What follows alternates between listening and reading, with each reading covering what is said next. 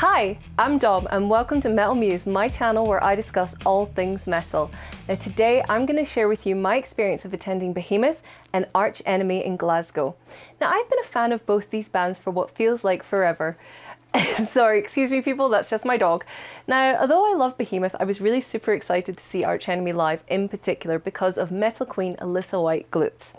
Now, hardcore, death metal, power metal singers like her are such rare finds. You often see and hear her being referred to as the Queen of Metal, and I really think that's a fair assessment of her and her talents.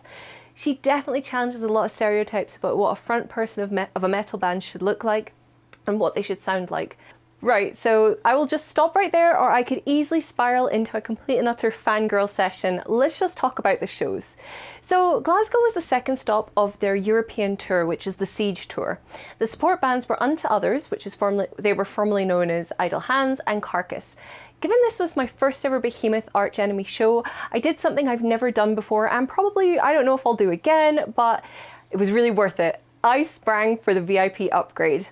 I don't even want to say how much it was, but it was a lot. And I felt like this was a special show, it was a special treat for myself, and so I thought, why not? Also, big confession, I mostly did it just to get the early access to the venue. There was no way I was coming to see these two for the first time and not getting to the barrier. You know I'm a bit of a barrier queen. So let's talk about the meet and greet. It was really, really well organized. The people were super friendly. We were taken up to a little bar area that was on the balcony level. We got goodie bags that were signed. There was like a book, a poster, a little book of verses, laminated lanyard. It was a bag. And actually, I'm going to break the fourth wall. Mr. Autocue, please pause. I want to show you what I got, because actually it was a really good bag. I was so surprised. I was not expecting this. It kind of shows you where I'm at mentally, that I was prepared to pay that much just to get to the front of the barrier. I was like, oh, a goodie bag. That's like an unexpected happy bonus. However, I'm probably going to send this to one of my very dear friends who really supported me when I was at Mira Luna, because he's a wonderful person and a big Behemoth fan. So Benny, this bag is coming to you, buddy. So let me just show you what's inside. So first off, you get this really cool little Behemoth bag that has like the Behemoth logo on the front. Next, you get a signed, oh, is it upside down? Nope. You get a signed Behemoth poster from each member of the band. You get like each of their signatures. I'll just pop this over here for now. You also get, like I was saying, a little book of verse, which is pretty cute, pretty lovely.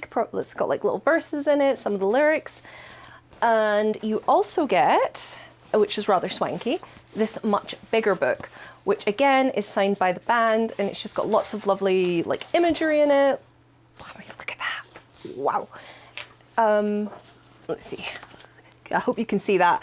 I can't see the screen, so I'm just gonna have to trust and have faith that you can actually see this. But I love this, and it's signed again, and I'm gonna send this to my friend Benny, so I really hope he likes it. And finally, and awesomely, which I might keep this, I don't know, a lanyard, which is obviously also signed by the band. They signed this for me while I was at the meet and greet, so this is kind of special as well. So yeah, the goodie bag is like surprisingly awesome. I mean, I'm not going to say it's good value for money, but it's good value for money if you count the whole experience as balm for your soul, which I am. So unfortunately, you can't expense that back on taxes for well-being and such. Anyway, let's go. So Mr. Autocue, please roll. So keen being that I was first to meet the band. They were all really lovely guys. But I was like so awkward, never. I was super awkward. I'd just done this mad trip from Edinburgh to Glasgow, fueled by Monster Energy drink. It was after work, and I had the pre-gig show energy, like jitters. So I just kind of bumbled through the meet and greet. Like I was like, hey, hi, how are you? And they like ran off. Adam Nurgle, the front man, he was really nice. He kind of took on the burden of small talk and was like, is this your first show? And I was like, uh-huh. And then he was like, okay, well, it's gonna be fine. You're gonna survive. No need to look so stressed out, because I think my anxiety vibes were coming across. What you can probably tell is I'm pretty pleased that I sprung for the upgrade. And you know what else was awesome about having the upgrade and the early entry and the early access to the barrier? Was it meant you actually had time to like visit the bar, go to the bathroom and get some merch. Like I went and got myself a t-shirt, and I was still able to get front row and center. However, note that I was front row and center, because that is something I would later come to regret, particularly when Carcass came on stage. Now, I won't spend too much time on Carcass or Unto Others, I'm really sorry, but I really was just there for Behemoth and Arch Enemy, but I really feel like I would be remiss if I didn't say how good they both were. In particular, Carcass, when they came on stage, I mean, a massive mosh pit opened up behind me, and not being part of the mosh pit wasn't even an option. There was crowd surfers everywhere. People were flying, you were getting moved around. It was pretty intense. Now, being front and center, I was on Main Street in terms of crowd surfing traffic, and several large sweaty men landed on top of me. It was kind of terrifying, if I'm being honest. At one point, a cowboy boot, yes, a grotty cowboy boot, connected with my face, specifically with my lip. And I saw stars, and it hit me so hard that I literally went flying back. And then before I had a chance to even compute that I'd been kicked in the face and was falling over, another large, ample, sweaty bottom came crashing down on my head, and I fell back and I went straight into the center of the mosh pit, which was absolutely bloody terrifying. However, like, my butt barely grazed the ground before a massive, strong pair of arms like went under me, and I was back on my feet and back at the barrier. Now, the security guards were on me like a shot. They'd seen me get biffed in the face and go down harder than Apollo Creed in Rocky IV. And I've said this before, and I will again, Glasgow security are top notch. Before I knew it, someone had come over, they'd like recorded the incident in a book, and I was given an ice pack for my lip. And you know what? They also checked on me a few times afterwards just to see if I was okay or if I was dizzy. But they were like, "Are you sure you're okay?" And I was like, "Yes, I'm not leaving my spot." Then I dug my little claws into that barrier. I wasn't moving. So during Carcass, as I said, the crowd really intensified, and I was getting hit a lot, and the kindly metalhead just turned to me and said, "Lass, get your chin down, head covered, and duck. You'll be all right." And you know what? I did, and I was. I mean, it's no wonder like the crowd went feral during Carcass's set. I mean, they're a really well-seasoned extreme metal band from Liverpool, and I feel like extreme isn't a strong enough word to describe their style. So I think during their performance, I probably saw Jesus like about 5 times, and 2 of those times he was crowd surfing. Now, on to Arch Enemy. There was a definite mood swing in the crowd from feral to apocalypse now, and all that energy came directly from the band. From Alyssa's Xena Warrior Princess moves on stage to Jeff Loomis's superb guitar work.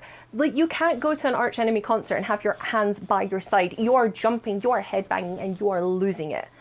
I lost count of how many times like the crowd opened up into a wall of death, and I kept like getting lifted up off my feet and carried by the crowd. And I will admit, the first couple of times I was absolutely terrified. I was like, "Oh no, this is how I'm gonna die. This is the story they'll write on my tombstone." However, you eventually get into it and you're like, you know what, it's fine.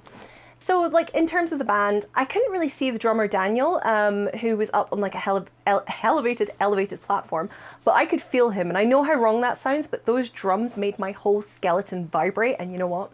I kind of liked it.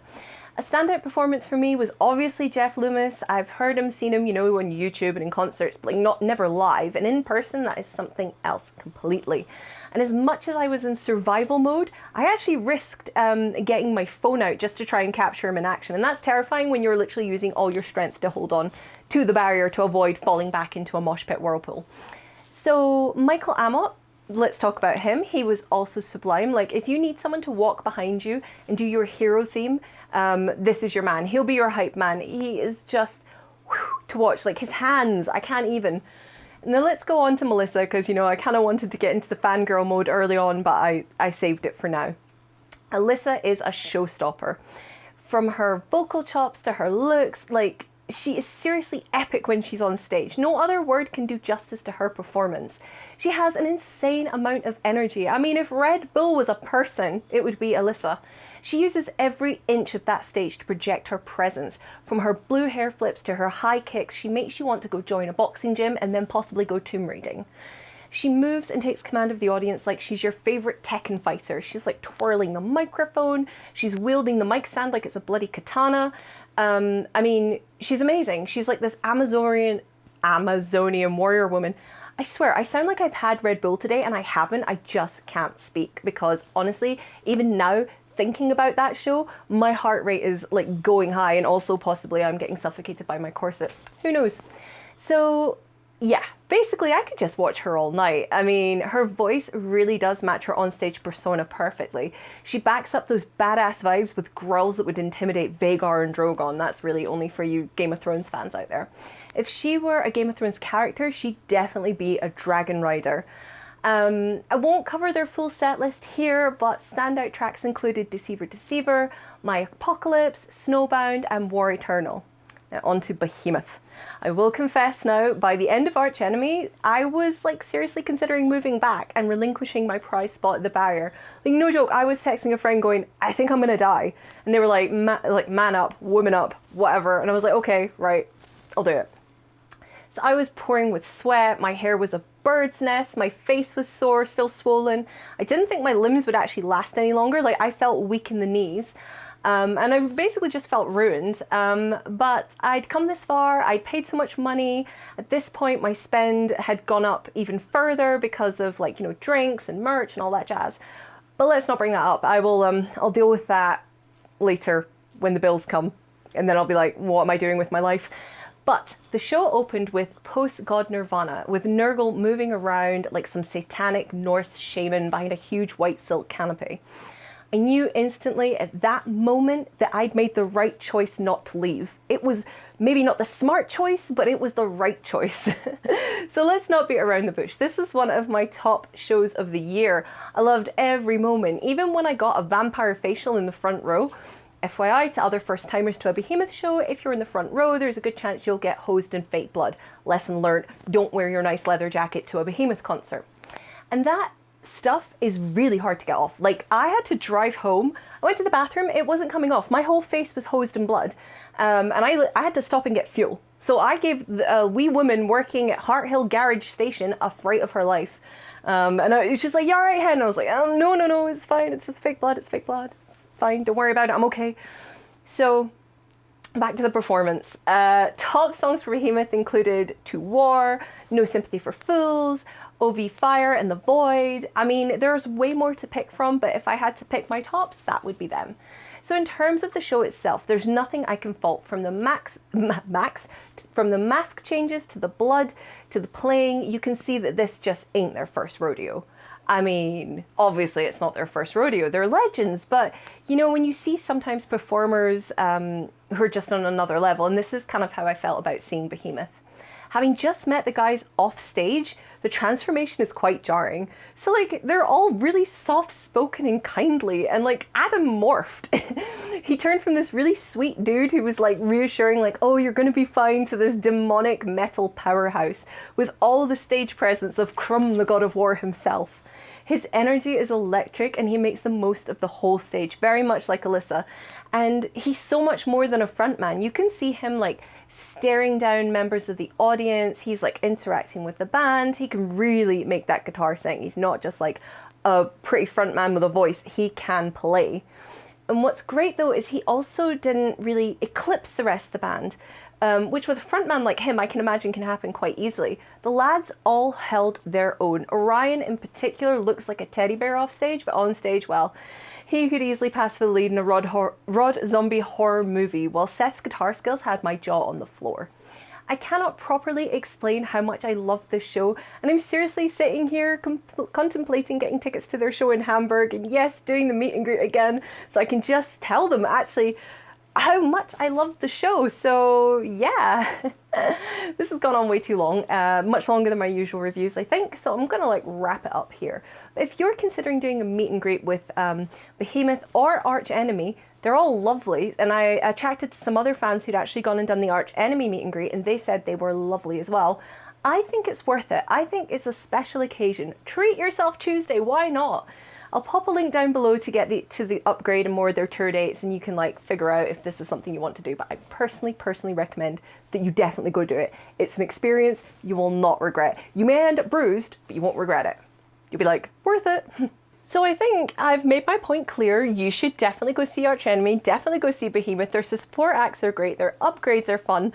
Why not? So I think that's it for me. Until next time, you stay classy.